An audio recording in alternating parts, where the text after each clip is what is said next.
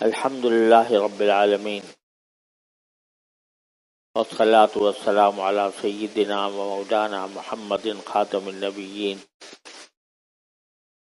و امام المرسلین وعلى آلہ واصحابہ اجمعین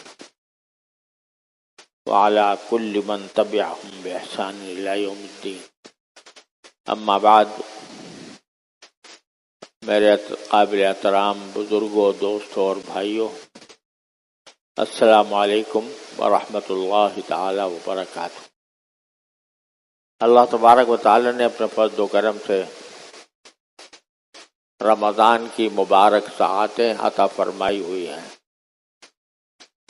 اور اب دوسرا عشرہ شروع ہو چکا ہے۔ جیسا کہ میں نے پہلے بھی عرض کیا تھا، یہ مہینہ اللہ تعالیٰ کی طرف سے ہم لوگوں کی تربیت کے لیے آیا ہے۔ بات صرف اتنی نہیں ہے کہ روزہ رکھ لیا اور نماز تراویح پڑھ لی، بلکہ اس مہینے کے اندر اپنے آپ کو درست کرنے کی فکر اور اصلاح کی فکر صبح سے شام تک کے اعمال میں ہمیں رکھنے کی ضرورت ہے، کیونکہ اللہ جل جلالہ نے فرمایا کہ روزے ہم نے تم پر اس لیے فرض کیے ہیں کہ تاکہ تمہیں تقوی حاصل ہو۔ تقوی حاصل کرنے کے لیے اللہ تعالیٰ نے یہ روزے فرض۔ معنی یہ ہوتے ہیں انسان ہر اپنے قول و فعل میں اس بات کا دھیان رکھے کہ میں جو کام کرنے جا رہا ہوں وہ مجھے جنت کی طرف لے جائے گا یا جہنم کی طرف۔ وہ اللہ تعالیٰ کو پسند ہوگا یا ناپسند ہوگا۔ اسی لیے رسول کریم سرور دو عالم صلی اللہ علیہ وسلم نے فرمایا کہ ہوا شہر الصبر و شہر المواسات، یہ مہینہ صبر کا مہینہ ہے اور مواسات کا مہینہ ہے، یعنی ایک دوسرے کی ہمدردی غمخواری کا مہینہ ہے۔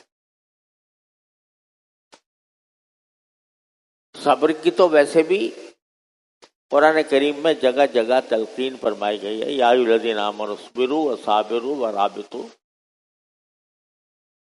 اور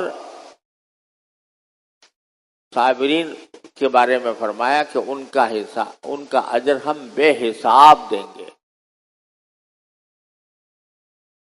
اور جگہ فرمایا کہ جنت جو انسان کو ملنے والی ہے وہ جنت در حقیقت انسان کے صبر کا صلہ ہے۔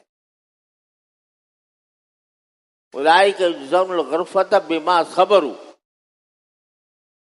نیک لوگ جو ہیں ان کو جنت کے بالا خانے ملیں گے، کس وجہ سے؟ کیونکہ انہوں نے صبر سے کام کیا۔ جگہ جگہ قرآن کریم نے یہ فرمایا ہے کہ جنت جو ہے وہ صلہ ہے ہمارے صبر کرنے،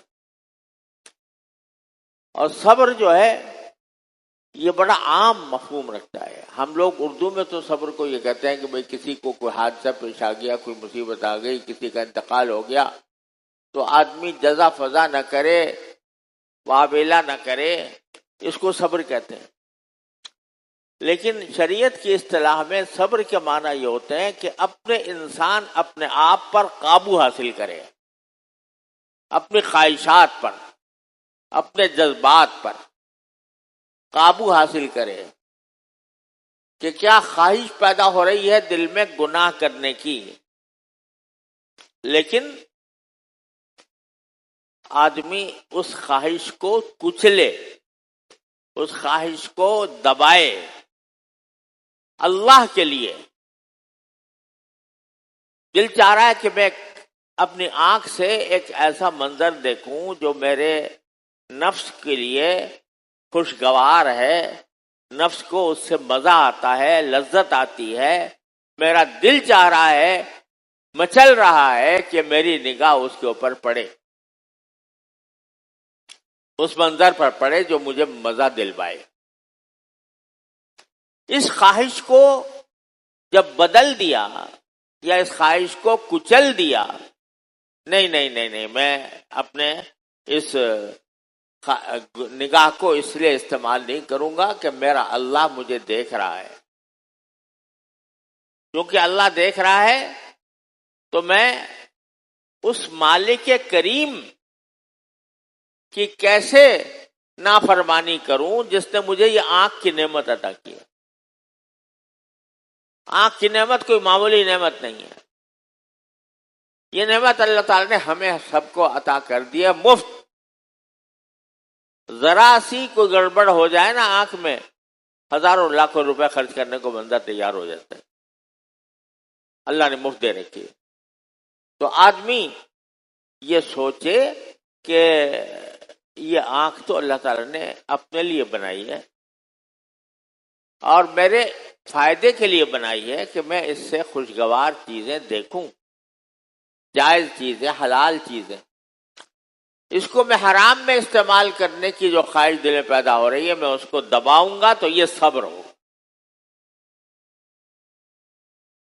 نیند آ رہی ہے اور دل چاہ رہا ہے کہ بستر پر سوتا رہوں، آرام کروں، لیکن نماز کا وقت ہو گیا تو میں آرام کے بستر کو چھوڑ کر اپنی نفسانی خواہش کو دبا کر نماز کے لیے روانہ ہو جاتا ہوں۔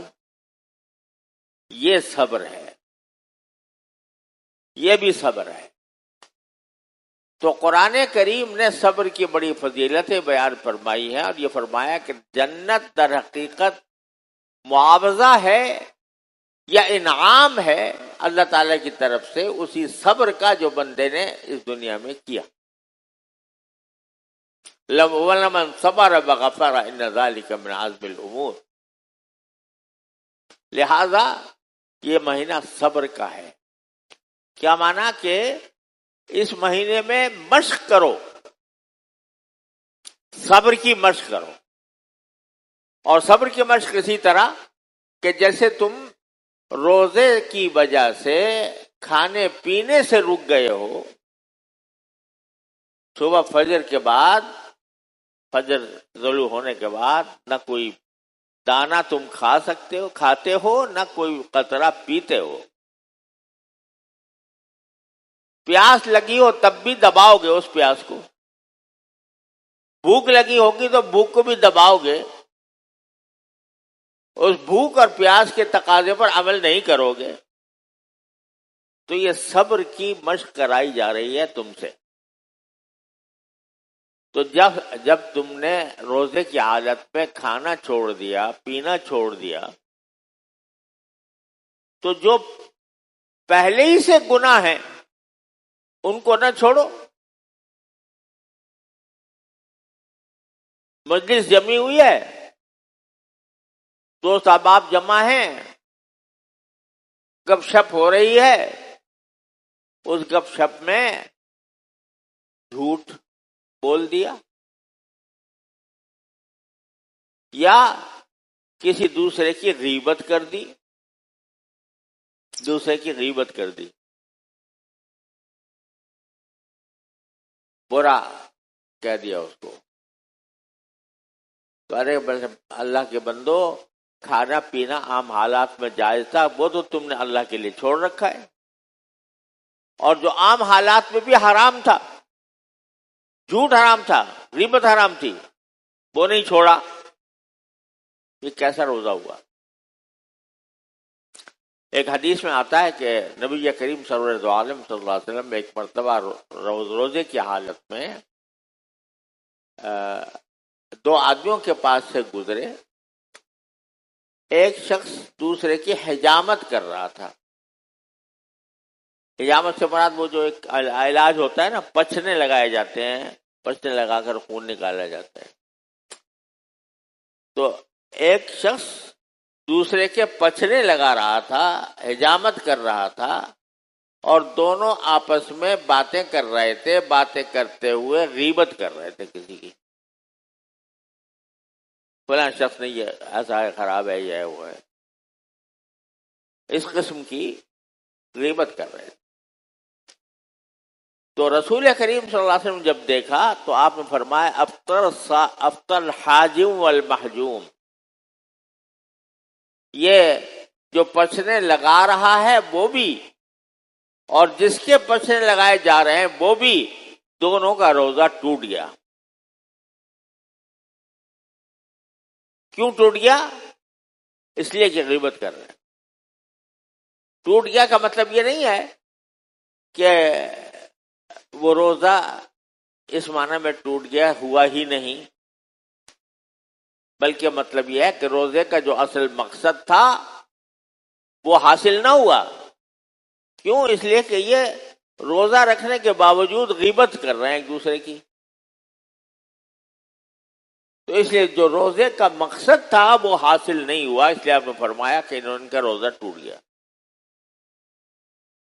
تو ذرا اس پر ہم سب لوگ اچھی طرح غور کریں اور گریبان میں منہ ڈال کر دیکھیں کہ روزے کے رکھنے کے باوجود ہماری مجلسوں میں جھوٹ، غیبت، بہتان، فضول گفتگو کتنی زیادہ ہوتی ہے۔ آج کل نام ہے تنقید۔ تنقید بڑا خوبصورت لفظ ہے، تنقید۔ اور تنقید بھی کہا جاتا ہے تعمیری تنقید۔ ہمیں اب تعمیری تنقید کرنی چاہیے ہر۔ تو بھائی تعمیری تنقید یہ ہوتی ہے کہ جس شخص سے کوئی غلطی سرزد ہوئی ہے تو آپ اس کو چپکے سے تنہائی میں جا کر برادرانہ انداز میں اس کو سمجھا دیں کہ جناب یہ کام آپ کا ذرا ایسا ہو گیا ہے تو براہ کرم اس کی اصلاح کر لیں۔ نرمی سے، پیار سے، غصے سے نہیں، ڈانٹنے کے انداز میں نہیں، پیار محبت سے سمجھا دیجئے تو یہ اچھی بات ہے۔ اس کو تو سمجھایا نہیں، اس کی اصلاح کی فکر نہیں، اور مجلسوں کو گرم کیا، فلاں یہ کرتا ہے، فلاں یہ کرتا ہے، فلاں یہ کرتا ہے۔ یہ ہے غیبت، یہ ہے حرام۔ تو روزے کے دوران اس قسم کے گناہوں کا ارتکاب کیا ہے؟ یہ بدترین معاملہ ہے۔ روزے کے معنی کیا ہے؟ کھانا پینے سے رک گئے۔ اور غیبت کے کیا معنی ہے؟ قرآن یہ کہتا ہے غیبت کے معنی یہ ہے کہ اپنے مردہ بھائی کا گوشت کھانا۔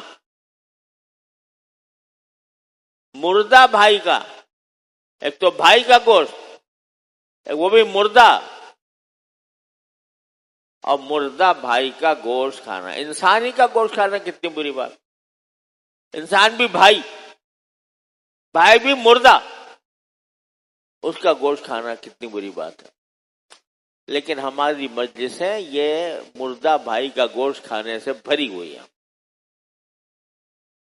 یا اللہ اپنی رحمت سے اس مصیبت سے نجات دے دیجیے۔ ان غیبتوں کی وجہ سے، زبان کے غلط استعمال کی وجہ سے ہم پر ببال آیا ہوا ہے۔ لڑائیاں ہیں، دشمنیاں ہیں، بد امنی ہے، کیونکہ اصلاح کا کام نہیں ہو رہا، فساد کا کام۔ تو یہ مہینہ صبر کا ہے، اس میں ٹریننگ لینی ہے اس بات کی کہ میں اپنی خواہشات کو اللہ تبارک و تعالیٰ کی خاطر کچھ لوں گا، اور جتنی خواہشات کو اللہ کے لیے کچھ لوگے اتنا ہی اللہ تبارک و تعالیٰ کی معرفت اور محبت دل میں سمائے گی۔ ایک حدیث ہے کہ مشہور ہے کہ ان اللہ مع المنکسرۃ قلوبہم، اللہ ٹوٹے ہوئے دلوں کے ساتھ۔ تو ٹوٹے ہوئے دل ایک تو یہ ہوتے ہیں کہ وہ بیچارہ فقر و فاقے کا شکار ہے، غربت کا شکار ہے، تو اس کی وجہ سے دل ٹوٹا ہوا ہے، وہ بھی انشاءاللہ اللہ تعالیٰ کی معیت کا ذریعہ ہے۔ لیکن دوسرے معنی یہ ہے کہ جس نے اپنا دل توڑا ہو اللہ کی خاطر، یعنی دل کی خواہش کو کچلا ہو اللہ کی خاطر، اللہ اس کے ساتھ ہوتا ہے۔ تو یہاں اس رمضان کے مہینے میں الحمدللہ ابھی اکثر حصہ باقی ہے رمضان کا، تو اس میں ہمیں ٹریننگ لینی ہے اس بات کی کہ ہم صبر کی فضیلت حاصل کریں، صبر کو اپنائیں، صبر کی تربیت لیں، صبر کی تربیت لیں، کیونکہ حضور نے فرمایا صلی اللہ علیہ وسلم کہ شہر الصبر ہے۔ دوسرا یہ کہ شہر المواساہ، یہ غمخواری کا مہینہ ہے، ایک دوسرے کی ہمدردی کا مہینہ، یعنی اس میں دوسری ٹریننگ یہ لینی ہے کہ خود تو صبر کرو ہی، اپنے ملنے جلنے والوں دوسرے انسانوں کے ساتھ مواسات کا معاملہ کرو، ہمدردی کا معاملہ کرو، جتنی رعایت دوسرے کی کر سکتے ہو اس مہینے میں اس کا کرنے کا اہتمام کرو۔ لہذا اس مہینے کے اندر خاص طور پر ایسے لوگ کہ جن کا گھر کا کھانے کا نظام ہی مشکل سے چلتا ہے، ان کی خبر گیری۔ رسول کریم صلی اللہ علیہ وسلم کا ارشاد ہے عام حالات میں بھی کہ تم میں سے کوئی وہ شخص مومن حقیقت میں نہیں ہو سکتا اگر اس کا پڑوسی اس کے پڑوس میں بھوکا ہو۔ تم مزے لے لے کر کھا رہے ہو اور پڑوسی بھوکا ہے، تو کیا یہ مومن کی شان نہیں ہے؟ بلکہ انسان کو جتنی اپنی فکر چاہیے اتنی ہی اپنے رشتہ داروں کی بھی چاہیے، اپنے دوست احباب کی بھی چاہیے، اپنے پڑوسیوں کی بھی چاہیے۔ اور پڑوسی صرف مالدار لوگ نہیں ہوتے، جیسے مثلا ڈیفنس میں رہتا ہے کوئی آدمی، تو آج کل تو پڑوس کا قصہ ہی ختم ہوتے جا رہا ہے۔ اگر ڈیفنس میں کوئی رہتا ہے تو وہ پڑوسی اس کو سمجھے گا جو برابر کی کوٹھی والا ہے، اور برابر میں جو جھونپڑی پڑی ہے وہ اس کو پڑوسی کے حقوق نہیں دیتے۔ حالانکہ پڑوسی چاہے غریب ہو یا امیر ہو، چاہے وہ جھونپڑی میں رہتا ہو، وہ بھی پڑوسی ہے، اس پڑوسی کے بھی حقوق ہیں۔ تو اس مہینے کے اندر اس ہمدردی اور دل سوزی اور غمخواری اس کی بھی مشق کرنی۔ اب کرنی تو یہ تھی مشق کہ حدیث میں فرمایا گیا تھا کہ رسول کریم صلی اللہ علیہ وسلم نے فرمایا کہ اگر ایک شخص کسی روزے دار کا افطار کرا دے تو اس کی بڑی زبردست فضیلت ہے، اس کو اللہ تعالیٰ جنت کا ایسا شربت پلائیں گے جو کبھی پھر پیاس نہیں لگے گی، اتنی فضیلت ہے۔ اب اس کی اصل فضیلت یہ ہوتی کہ افطار کراؤ ان لوگوں کو جن کے پاس افطار کی چیزیں کما حقہ موجود نہیں ہیں۔ اپنے محلے میں دیکھو، آس پاس دیکھو، جن کے ہاں افطار کا سامان نہیں ہے وہاں افطار بھجوا دو۔ یہ سامان ہے مگر ہلکی نوعیت کا ہے، تم اچھی چیز بھجوا دو اس کے پاس۔ اصل مقصد تو یہ اب ہو گیا امیر کے پاس افطاری بھجوا رہے ہیں، جس کے پاس پہلے ہی بہت ساری افطاری کا ڈھیر پڑا ہوا ہے، اس کے پاس بھجوائی جا رہی ہے. ارے بھائی وہ تو پہلے ہی اس کا دسترخوان بھرا ہوا ہے, تم نے اور بھیج دی اس کے پاس, اور اس کے بدلے میں اس نے دوسرے کے پاس بھیج دی. بدلا, اس نے افطاری بھیجی تھی لہذا میں بھی افطاری بھیجتا ہوں. ارے بھائی ذرا یہ دیکھو کہ جن کے پاس بیچاروں کے افطاری ہے ہی نہیں, یا ہے تو بہت کم درجے کی ہے, ان کے پاس اعلیٰ قسم کی افطاری بھیج دو. امیروں کے پاس, دولت مندوں کے پاس افطاری بھیجنے میں ویسے تو وہ بھی ہدیہ ہے, اور ہدیہ دینے میں بھی اللہ تعالیٰ ثواب عطا فرماتے ہیں. لیکن یہ دیکھو کہ یہ جو حدیث تھی کہ بھئی کسی کو افطار کرا دو, افطار کرانے کا مطلب یہ ہے کہ اس کے بیچارے کے پاس اتنا کھانے کو ہے ہی نہیں کہ وہ پورا پیٹ بھر کے کھائے. تم نے اگر ایک حدیث میں آتا ہے ایک دودھ کے ایک گھونٹ سے افطار کرا دیا تو بھی تمہاری بڑی فضیلت ہے. اب دودھ کے ایک گھونٹ سے کس کو کریں گے جس کے پاس ہے ہی نہیں؟ اور اگر اس کا پیٹ بھر دیا تو اس کی اور زیادہ فضیلت آپ نے بیان فرمائی. تو مواسات, غم خاری, ایک دوسرے کا خیال رکھنا, ایک دوسرے کی مدد کرنا, ایک دوسرے سے ہمدردی سے پیش آنا, یہ اس کی ٹریننگ بھی رمضان میں دی جاتی ہے, اور اس کا طریقہ وہی ہے جو ہے. اب آج کل ایک بات عام ہو گئی ہے کہ رمضان آ گیا ہے لہذا نفع زیادہ سے زیادہ کماؤ, قیمتوں کی مہنگائی کرو, جو چیز 10 روپے کی ملتی تھی اب 20 روپے کی بیچو. یہ رمضان آیا ہے, رمضان اسلام اس کام کے لیے آیا ہے کہ لوگوں کے کھال کھینچو. جو بیچارہ رمضان کے اندر افطار کرنے کے لیے کوئی سامان اپنے بچوں کے لیے لے جا رہا ہے, اس کی کھال کھینچو, اس کے اتنی قیمتیں اس کی لگاؤ کہ تمہارا تو وہ تجوری بھر جائے. مگر وہ بیچارہ آخر وہ بھی انسان ہے, وہ بھی مسلمان ہے, اس کے بھی بچے ہیں, اور بچے بھی جس طرح تمہارے بچے ہیں اور افطاری کے انتظار میں رہتے ہیں, انتظاری کا شوق لگتا ہے, ایسے اس کے بھی تو ہیں.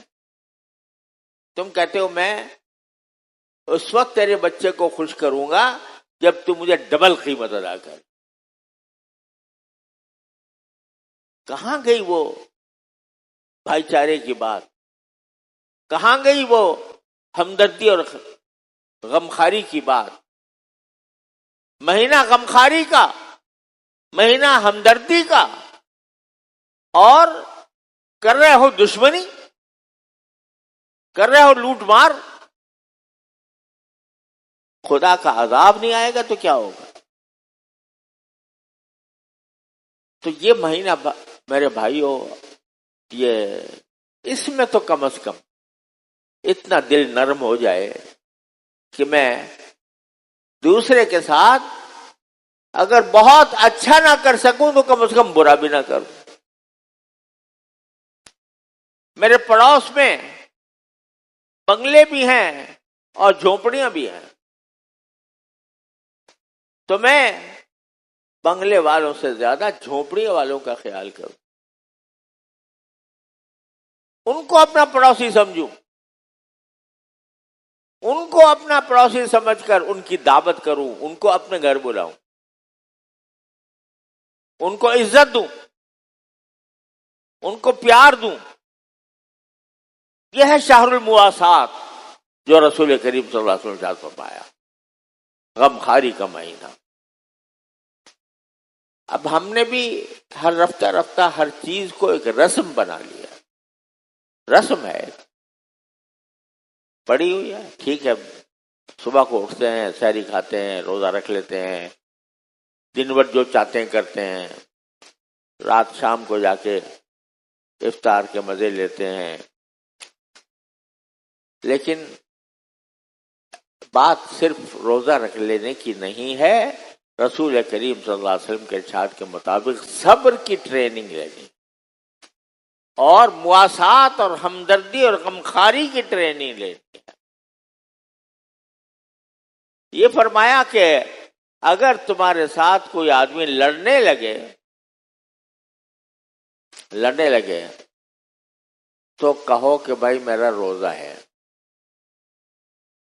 یعنی میں تمہیں جواب نہیں دوں گا.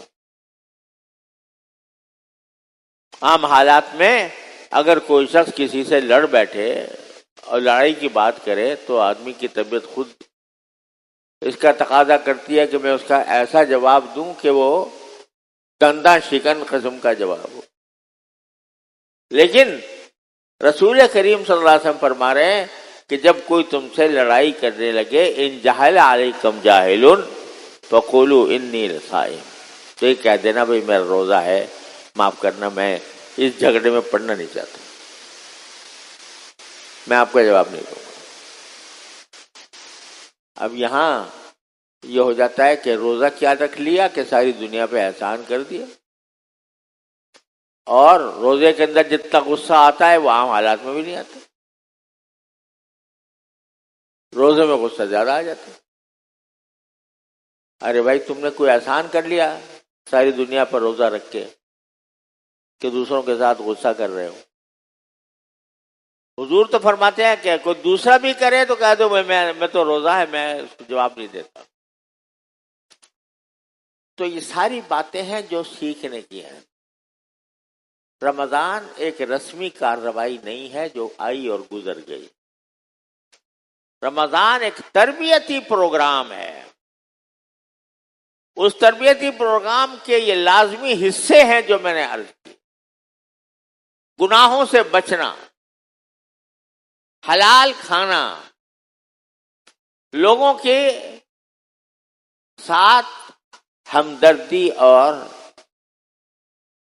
غمخواری کے ساتھ پیش آنا. یہ سب رمضان کی تربیتی پروگرام کا حصہ ہے. اگر اس کے بغیر ہم نے رمضان گزار دیا تو روزے تو خیر ہو جائیں گے انشاءاللہ، اس معنی میں ہو جائیں گے کہ اس کا فدیہ دینا نہیں پڑے گا، اس معنی میں روزہ ہو جائے گا کہ اس کو کوئی فدیہ دینا نہیں پڑے گا، تمہارے نام اعمال میں لکھے گئے روزے. لیکن اس روزے کے ساتھ کتنے گناہ سمیٹ لیے، اس روزے کے ساتھ کتنا بدعمالیوں کا ڈھیر اکٹھا کر لیا، یہ گھاٹے کا سودا ہے یا نفع کا سودا ہے؟ ٹھیک ہے تم نے روزہ رکھنے کے ثواب کا کریڈٹ کے کھانے میں لکھ لیا، یہ میرا کریڈٹ ہے. لیکن دیکھو ڈیبٹ کتنا ہوا، کتنے جھوٹ بولے، کتنی غیبتیں کی، کتنا دل دکھایا، کتنے لوگوں سے لڑائی لڑی. رمضان ہے اور پوری ریل کے اوپر حملہ ہو رہا ہے، ٹرین پر جاتی ہوئی حملہ ہو رہا ہے. رمضان میں ٹرین پر حملہ ہو رہا ہے. یہ کہاں سے یہ لوگ آ گئے ہیں جن کو اتنی بھی تمیز نہیں کہ مسلمانوں کو، اپنے ہم شہر لوگوں کو، اپنے ہم ملک لوگوں کو، ٹرین کے اندر بیٹھے لوگوں کو ان کو جلانے کی فکر ہے. اعوذ باللہ. بہرحال خلاصہ یہ ہے کہ اس مہینے کو ابھی ہے باقی، اکثر مہینہ باقی ہے، اس کو اپنے اعمال و اخلاق کی اصلاح کا ذریعہ بنانے کی کوشش کرنی چاہیے. اللہ تعالیٰ مجھے بھی توفیق عطا فرمائے، آپ حضرات کو بھی توفیق عطا فرمائے کہ یہ مہینہ جب پورا ہو تو ہم اس تربیتی کورس سے گزر کر اپنے آپ کو پہلے سے بہتر بنا چکے ہوں. اللہ تعالیٰ ایسے ہی کر دے. وآخر دعوانا الحمد للہ رب